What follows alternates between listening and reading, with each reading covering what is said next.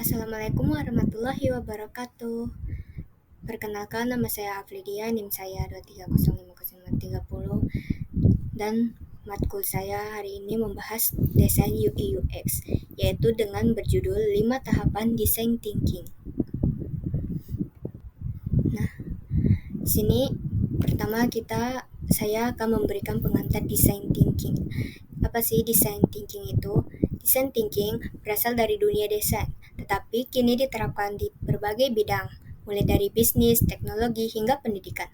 Proses ini membantu kita memahami manusia secara mendalam, mengidentifikasi masalah utama, lalu menemukan solusi baru yang benar-benar relevan dengan pengguna pengalaman.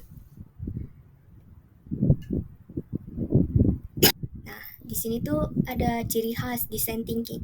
Jadi yang pertama itu ada human center, yaitu berpusat pada kebutuhan pengguna.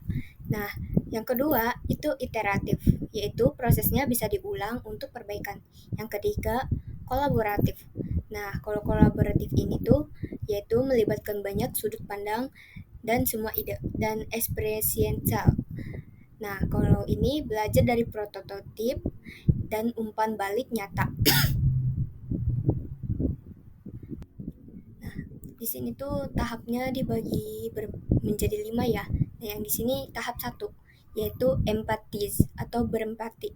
Pada tahap ini, tujuan utamanya adalah memahami pengguna secara mendalam. Kita mencoba melihat dunia dari sudut pandang mata, apa yang mereka rasakan, pikirkan, katakan, dan lakukan. Nah, langkah-langkah empatis ini melakukan observasi langsung terhadap perilaku pengguna. Kedua, mengadakan wawancara mendalami untuk menggali emosi pengalaman. Dan yang ketiga, mencatat points atau masalah dan kebutuhan tersembunyi.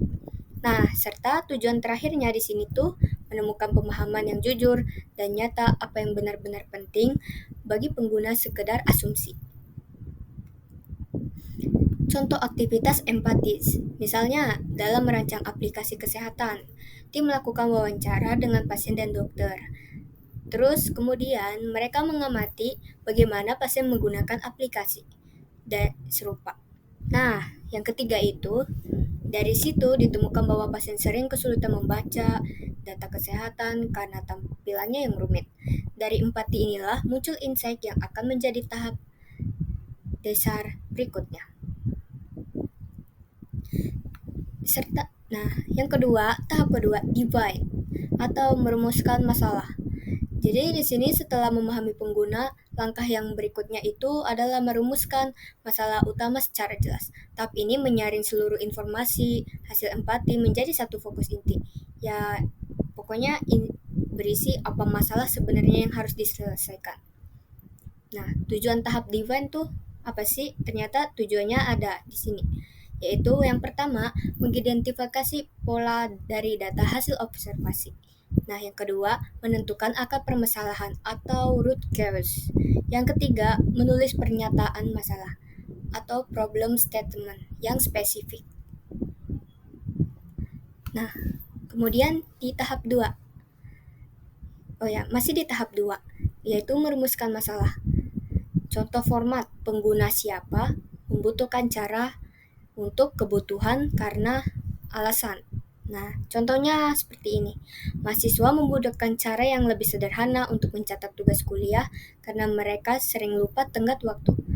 Tahap divine membantu agar solusi yang dikembangkan tepat sasaran, bukan asal kreatif tapi tidak relevan. Nah, kemudian tahap ketiga. Tahap ketiga itu ideate atau menghasilkan ide. Nah, dalam tahap ini ada ruang untuk berpikir bebas kreatif, serta masalah dirumuskan. Tim mulai menghasilkan sebanyak mungkin ide solusi tanpa langsung menilai baik atau buruknya. Nah, di sini ada teknik umum yang digunakan, yaitu brainstorming, atau semua ide diterima tanpa dikritik. Yang kedua, mind mapping, yaitu menghubungkan ide-ide yang muncul. Nah, yang ketiga, crazy 8S, yaitu membuat 8 sketsa ide berbeda dalam 8 menit. Di sini tuh tujuannya apa sih? Nah, tujuannya yaitu menemukan solusi inovatif dengan melibatkan imajinasi, kolaborasi, dan kebebasan berpikir. Contoh, Untuk masalah mahasiswa yang sering lupa tugas, ide-ide bisa mencakup aplikasi pengingat otomatis, sistem kalender interaktif, atau mungkin fitur integrasi dengan dosen, teman, dan teman sekelas. Nah, yang kemudian di tahap 4, prototip, yaitu membuat prototip. Setelah ide-ide terkumpul, beberapa yang paling potensial akan dikembangkan menjadi prototip. Prototip ada. Apa sih itu prototip? Nah, prototip itu adalah versi awal dari solusi. Bisa berupa model fisik, sketsa, tampilan aplikasi, atau simulasi sederhana. Nah, di sini tujuannya apa sih? Di sini tujuan membuat prototip yaitu menguji apakah ide dapat diterapkan secara nyata, memvisualisasikan pengalaman pengguna, serta mendapatkan umpan balik cepat tanpa mengeluarkan biaya yang besar.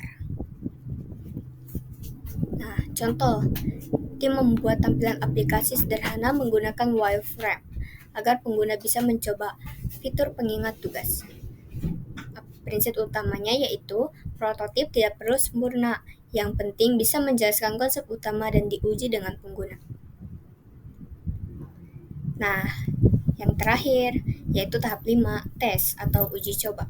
Jadi tahap ini menguji prototip kepada pengguna nyata untuk melihat apakah solusi itu benar-benar memenuhi kebutuhan mereka, atau dari sini kita bisa menilai efektivitas, kejelasan, serta kenyamanan penggunaan. Nah, kegiatannya yaitu ada tahap-tahapnya. Yang pertama, melakukan uji coba langsung kepada pengguna target. Yang kedua, mengajukan pertanyaan terbuka untuk memahami pengalaman mereka. Nah, yang ketiga, mengamati bagaimana mereka berinteraksi dengan prototip. Nah, di sini tuh tujuannya apa sih? Nah, di sini tujuannya juga jelas, yaitu yang pertama menemukan kekurangan dari potensi perbaikan, dan yang kedua mendapatkan umpan balik nyata yang berguna untuk iterasi berikutnya. Contoh, setelah uji coba pengguna merasa fitur notifikasi sudah membantu, tetapi ingin ada tampilan yang lebih personal, maka tim kembali ke tahap ideal untuk memperbaiki desain. Nah, jadi itulah beberapa tahap 5 dari design thinking. Jadi kesimpulannya di sini, design thinking menyeimbangkan empati dan inovasi dengan memahami manusia terlebih dahulu. Setiap solusi akan lebih tepat, guna, dan bermakna. Dan yang ketiga, proses ini bukan hanya metode, tapi cara berpikir yang berbeda, reflektif, dan kreatif. Sekian presentasi dari saya. Wassalamualaikum warahmatullahi wabarakatuh.